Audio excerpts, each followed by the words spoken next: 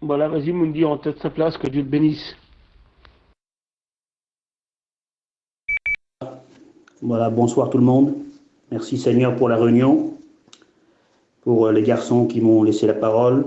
Je suis chez moi avec ma femme et puis mes petits. Je disais à ma femme, Alison, avant d'annoncer la parole, c'est pas facile, ça fait peur de prêcher l'évangile. Nous sommes des serviteurs de Dieu, nous portons un mot de Dieu. Il y a des personnes qui vont recevoir un message de la part de Dieu. Et puis, quand on prêche l'évangile, on n'a pas l'estomac gonflé. On a le cœur qui bat, les mains moites, et on s'attend à Dieu. On ne s'attend pas à un homme, on s'attend à Dieu. Merci Seigneur pour ces réunions, pour les garçons qui s'en occupent, et tous ceux qui sont derrière leur téléphone. Merci Seigneur pour le privilège d'écouter la parole dans ces moments difficiles, dans ces moments qu'on n'aurait pas cru, moments de maladie, de peur, moments d'angoisse et de souffrance. Quand Donald m'a demandé de faire la réunion, je me suis placé devant le Seigneur, et puis Dieu a mis un mot sur mon cœur. Et ce mot que le Seigneur a mis sur mon cœur, c'est la souffrance. C'est la souffrance du chrétien, la souffrance de l'enfant de Dieu. Alors je vais vous lire un verset. C'est dans Marc 10, verset 38. Jésus leur répondit, « Vous ne savez ce que vous demandez. Pouvez-vous boire la coupe que je dois boire ou être baptisé du baptême dont je dois être baptisé ?» Et là, Jésus parle du baptême de souffrance. Je ne vais pas trop m'arrêter parce que le temps est court. Les prédications sur Zélo, en général, font 10, 15 minutes, voire 20 minutes maximum. Je vais prendre une quinzaine de minutes, ensuite on priera le Seigneur. Nous connaissions quelques baptêmes dans la Bible. On connaît le baptême du Saint-Esprit, de nouvelles langues, être rempli, débordé de l'Esprit. Merci Seigneur, et puis c'est le parcours du chrétien quand il le reçoit. On connaît le baptême d'eau, ou quand on est avec les serviteurs, avec nos familles. Puis quand on passe par le baptême d'eau, c'est un moment de joie, un moment de bonheur. Mais on connaît moins le baptême de souffrance. On en parle un peu moins. On n'a pas toujours envie de vivre ce baptême. Mais si on suit Jésus, automatiquement et normalement, on passe dans la souffrance. C'est pas que Jésus nous amène dans la souffrance. Il y a la vie de la terre, et sur la terre, nous ne sommes pas chez nous. Nous ne sommes pas des squatteurs, mais on passe sur la terre. Nous sommes voyageurs, dit la Bible. Mais nous ne sommes pas chez nous. Chez nous, c'est en haut, mes frères et sœurs. Et nous sommes, pour ce moment, ces années, nous passons sur la terre. Jésus nous tient la main, il ne la lâche pas, mais cela n'empêche pas que nous passons par la souffrance. Le verset, là, c'est le baptême de souffrance. Et je pensais dans mon cœur, j'écoutais les prières, j'écoutais les frères prier, j'écoutais les anciens, j'écoutais les besoins, les requêtes de prière, et je disais, Seigneur, qui peut répondre à tous ces besoins si ce n'est que toi, Seigneur? Seul Jésus peut répondre à nos besoins dans nos familles, dans notre peuple, à nos enfants, dans nos malades, dans ceux qui passent par la persécution, dans ceux qui passent par le deuil, dans ceux qui sont arrêtés sur la route, sur la vie chrétienne, pour ceux qui sont dans leur lit d'hôpitaux. Seul Jésus peut répondre à nos besoins. Seul le Seigneur peut solutionner nos besoins. Et ce soir, nous sommes placés devant lui et devant sa parole. Alléluia. Et la gloire lui revient. La gloire revient à Jésus. Elle ne revient pas à un mouvement.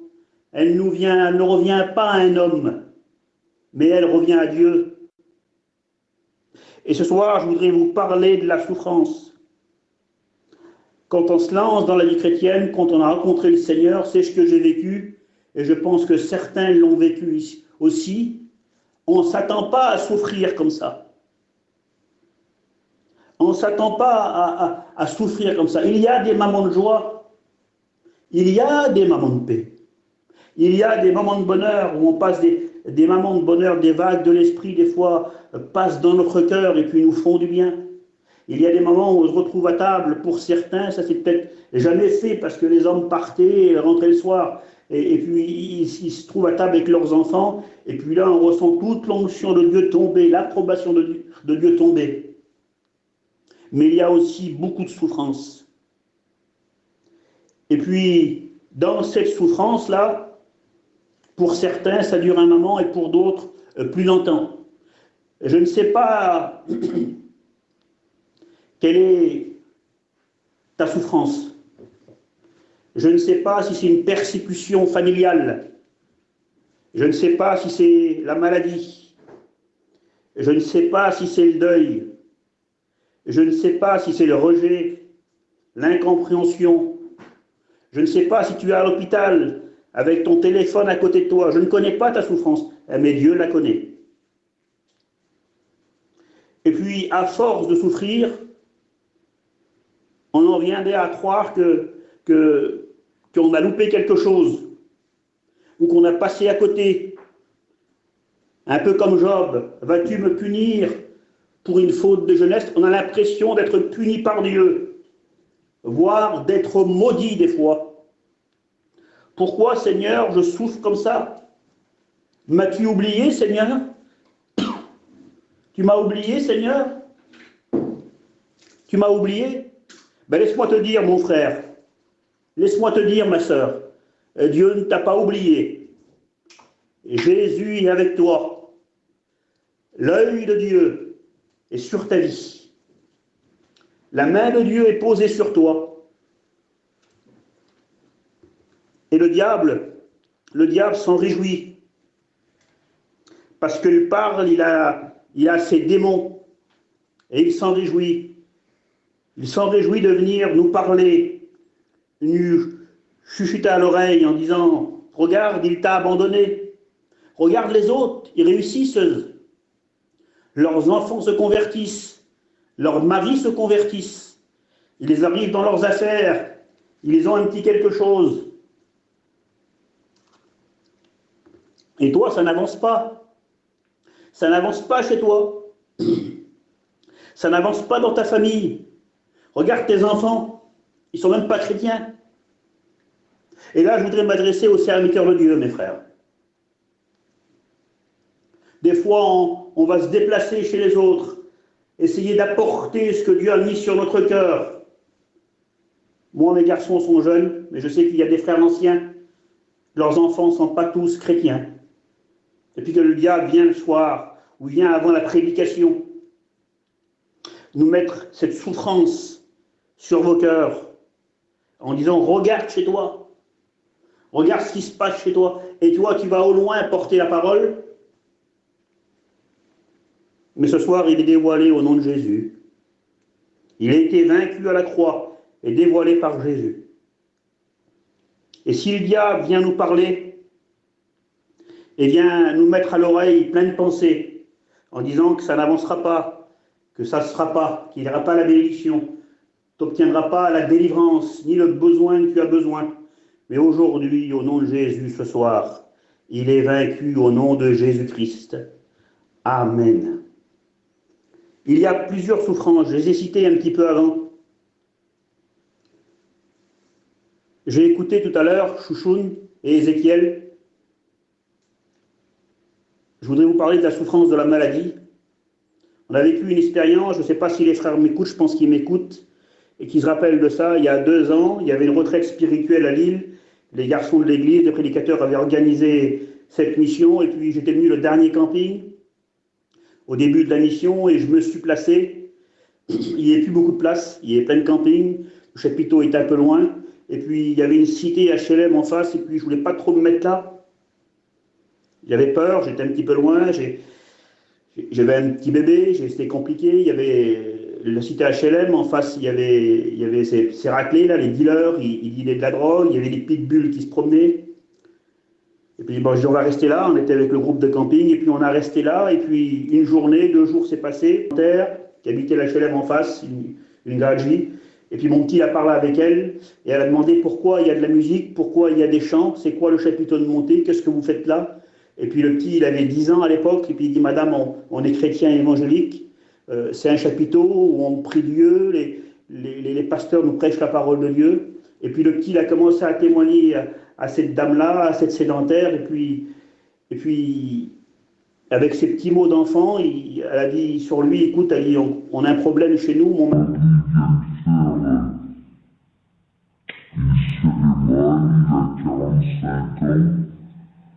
Il fait 1m92, 93, plus de 100 kilos.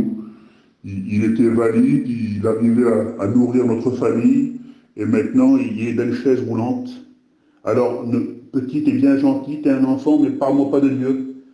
Et le petit, sur la dame, il a dit, attendez-moi là, il est venu dans la caravane me chercher. Je suis sorti dehors, j'ai parlé avec la dame. Puis quand j'ai parlé avec la dame, elle a vite fait de me remballer, elle m'a déballé toute sa vie, toute sa souffrance. Elle a dit, regardez monsieur, on habite ici en face, là. Elle a dit, mon mari allait travailler, on arrivait à survivre. Maintenant, on ne peut plus, parce qu'il est dans une chaise roulante, il a 45 ans. Il a 45 ans, il faisait 1m92, c'est un homme fort.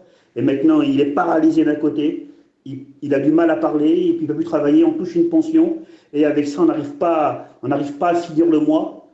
On va demander de la nourriture aux autres, on n'arrive pas à finir le mois. Alors si Dieu est vivant, pourquoi ça nous arrive?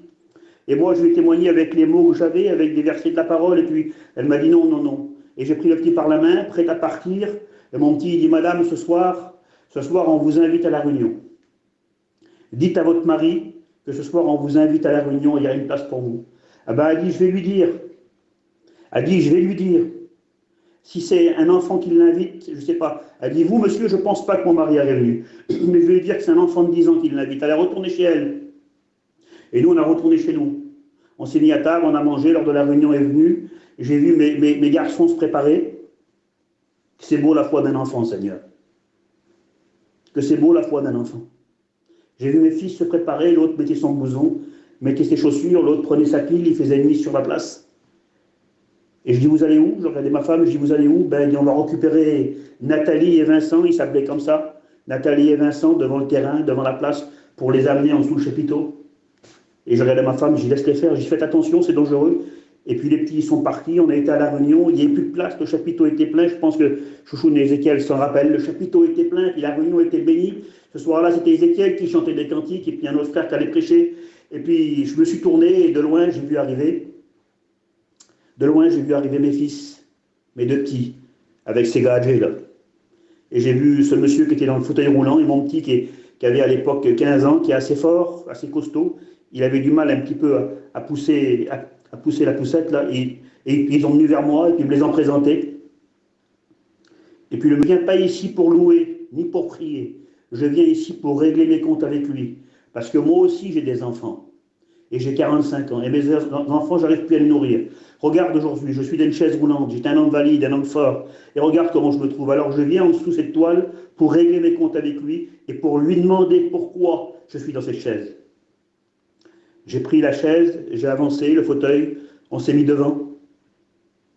Ézéchiel chantait les cantiques. Et là, l'onction est... Le Seigneur connaît toutes choses, vous savez. Quand un malheureux crie, l'Éternel l'entend. Et moi, à côté, sur ma chaise, je dis, Seigneur, touche leur cœur, fais quelque chose. Et pendant les cantiques, pendant qu'Ézéchiel chantait, l'onction est tombée sur lui, la présence de Dieu est tombée sur lui. Et il me disait, pourquoi je pleure? Pourquoi je pleure? Il me dit, pourquoi ça me fait du bien dans mon cœur? Il dit, mon cœur était serré depuis 2 ans, depuis mon accident.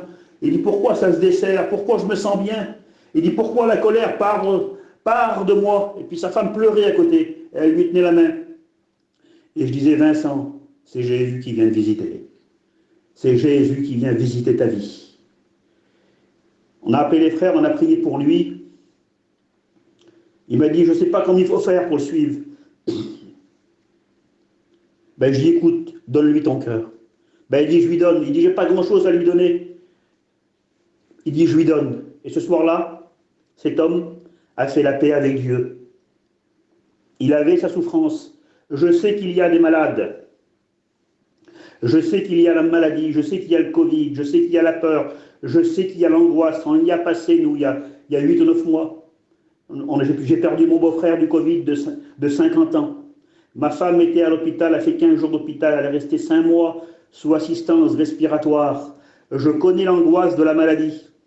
Et le diable vient nous parler en disant, ça y est, tu vas mourir. Vous savez, le diable est tellement fort qu'il nous fait voir tout déjà. Il nous fait l'enterrement, il nous fait voir la famille qui va venir, il nous fait voir même le pasteur qui va prêcher. Mais au nom de Jésus, nous nous accrochons au Seigneur Jésus. Amen.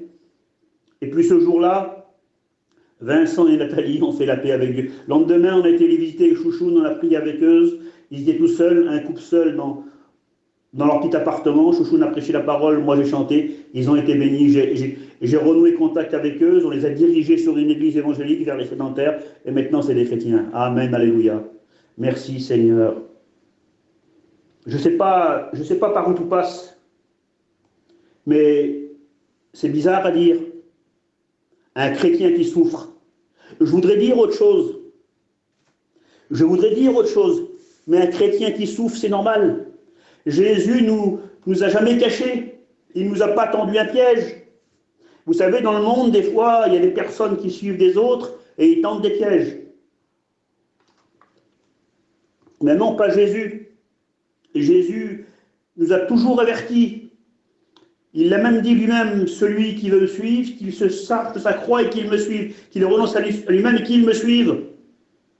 Même à un moment sur la croix, Jésus va dire, regardez ce qu'on fait au bois vert.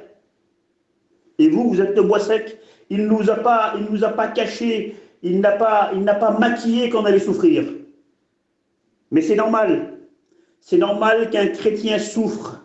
Parce que sur le chrétien, il y a tous les démons, il y a le diable, il y a aussi les problèmes de la vie. Mais nous avons Jésus. Pourquoi la souffrance, Seigneur? Je pensais pendant le message, pourquoi la souffrance? La souffrance, nous la patience, elle produit en nous l'humilité. Elle nous rapproche des besoins. Merci Seigneur. Alors je voudrais dire ce soir à tous ceux qui souffrent, je ne connais pas ta souffrance, à tous ceux qui ont ce fardeau dans leur cœur, qui sont chargés de souffrance pour leur famille, pour leurs besoins, la maladie, ou je ne sais pas, leurs familles qui sont dans les hôpitaux, ou leurs garçons qui sortent le soir. Qui rentrent tard, qui partent, et puis que les parents ils passent la moitié de la nuit à la fenêtre en regardant l'auto qui va venir. Je ne sais pas quelle est ta souffrance, ou toi ma sœur, que ton mari n'est pas encore converti, et puis que tout autour de toi, il y a tes amis, tes copines de l'église, et que leur mari se convertissent et qu'ils se baptisent. Je ne sais pas quelle est ta souffrance, mais je sais quelque chose aujourd'hui, je sais quelque chose ce soir, qu'on peut déposer notre souffrance au pied de la croix, au nom de Jésus. Nous avons le privilège que Jésus puisse venir nous aider et nous alléger dans la souffrance. Le Seigneur nous aime. Il n'a pas fait tout ça pour nous perdre. Et ce soir, je voudrais que tous ceux qui ont ce fardeau de la souffrance sur leur cœur, là, qu'ils ont le fardeau de la souffrance dans leur esprit, ce fardeau pesant, qu'ils puissent venir le poser à la croix. Et Jésus va prendre cette souffrance. Jésus va la consumer. Je vais arrêter mon message. Je vais arrêter là. Je pense que j'en ai assez dit. Je pense que vous avez compris. Je pense que vous avez compris. La souffrance, elle fait partie de la vie chrétienne. Elle est des fois sur notre chemin. On voudrait l'éviter, mais on ne peut pas l'éviter. Elle produit en nous quelque chose. Elle nous épure. Parce que devant l'épreuve, on est vrai, on ne garde plus de réserve. Et dans la souffrance, on s'humilie. Et dans la souffrance, on s'identifie à Jésus. Et ce soir, on se place devant lui. On se place devant lui. Et pour tous ceux qui ont cette souffrance dans leur cœur, je voudrais qu'ils la déposent à la croix. On va faire cette prière ensemble. Tous ceux qui m'écoutent là sur le réseau, on va faire cette prière ensemble. Seigneur, viens prendre ma souffrance. Et je vais demander à Donald de nous accompagner dans la prière. Voilà, que le Seigneur vous bénisse. Donald, tu pries pour nous?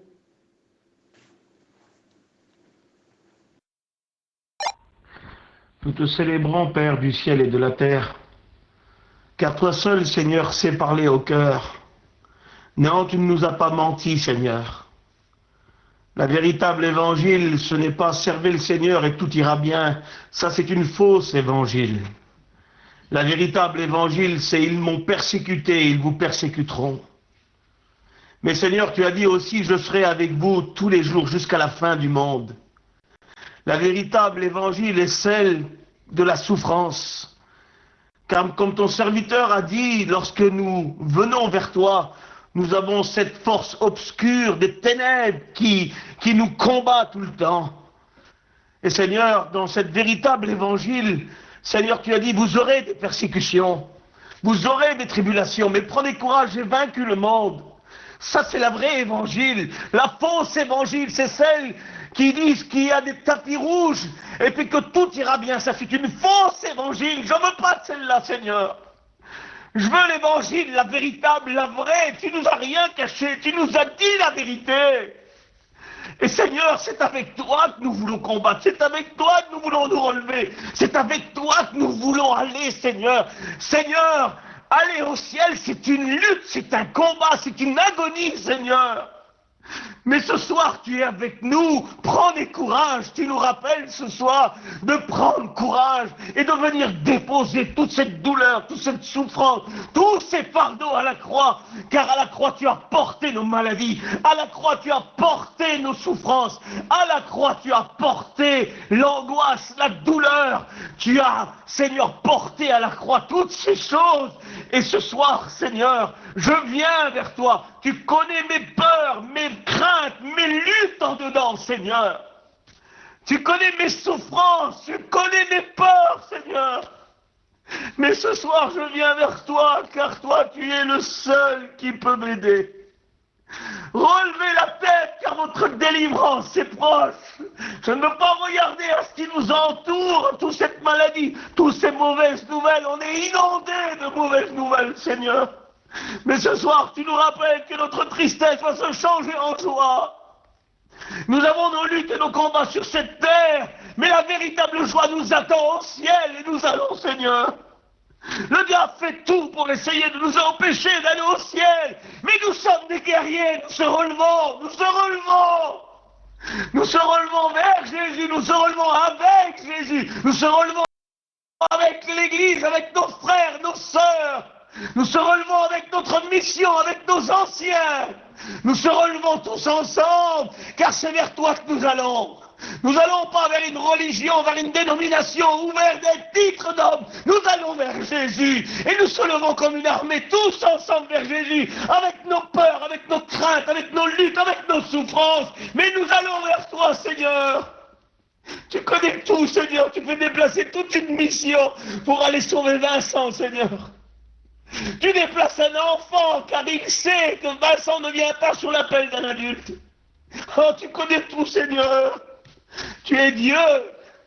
Je veux rester vers toi, Seigneur. Garde-moi, garde ma vie, garde mon épouse, garde mes petits, Seigneur. Ramène mon fils, ramène-le. Sors-le, je vais le chercher par ma prière de là où il est, des griffes du diable. Je rentre là où il est, dans les ténèbres où Satan l'a pris. Je ramène, il est à toi, Seigneur. Ramène-le chez toi, dans ta maison, Père. Coupe les liens, coupe tout ce qu'il y a sur lui, ramène-le.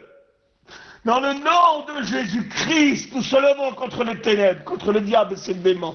Nous se levons dès ce soir, nous se levons. Nous sommes des guerriers de l'Éternel. Nous se levons non pas avec nos forces, nous sommes des faibles, mais nous allons vers Dieu, nous allons à la croix, nous allons vers lui. Merci pour ta parole, Seigneur. Merci, Éternel. Merci, Seigneur. Merci, Seigneur. Merci parce que tu es toujours là, toi. Toujours, tu es là. Moi, je suis pas toujours là, pas toujours fidèle, mais toi, tu es toujours là. Et tu m'aimes, Seigneur. Merci de nous aimer. Merci d'être avec nous. Et merci, Seigneur, pour la croix. Merci pour ce message qui m'a fait du bien, Seigneur. Alléluia.